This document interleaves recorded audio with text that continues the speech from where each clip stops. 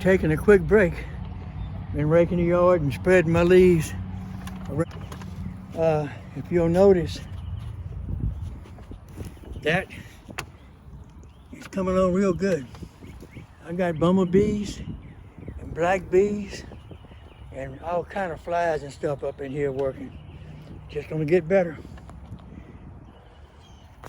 Quick video on how you turn topsoil like this, how you make it.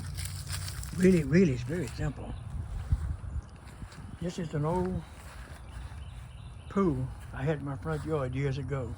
I actually had some cyclone and one big bass in him, but it started leaking, age, so I turned it into my bed, one of my planters. But go back to the soil. How you turn that soil to that is when you come here by doing this. See this? It's full of leaves and grass clippings and pine straw. See that? Every year. You see what I'm doing? And I just keep on piling it in there.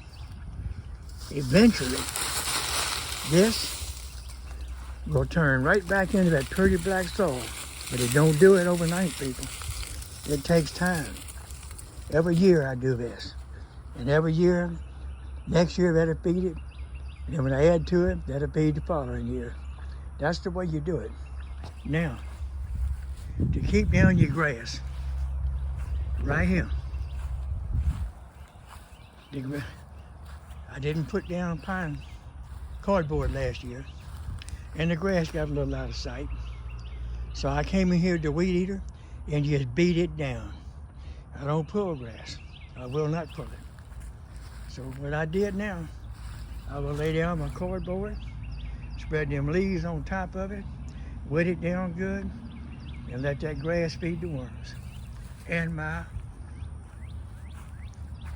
pigs. Like and subscribe. So this is the finished product. Next year's soil, baby. It'll be there. And these potatoes are gonna love it. Between the leaves and the grass clippings and the cardboard, that's gonna turn into black soil again next year.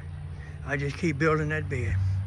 My pigs, my asparagus, and my onions.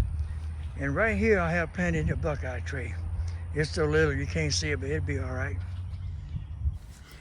My sound went out on my camera. I'm not sure what happened, but I'm trying to show my bluebirds on the fence over there. I have bluebirds in the front and backyard, and I love to keep them.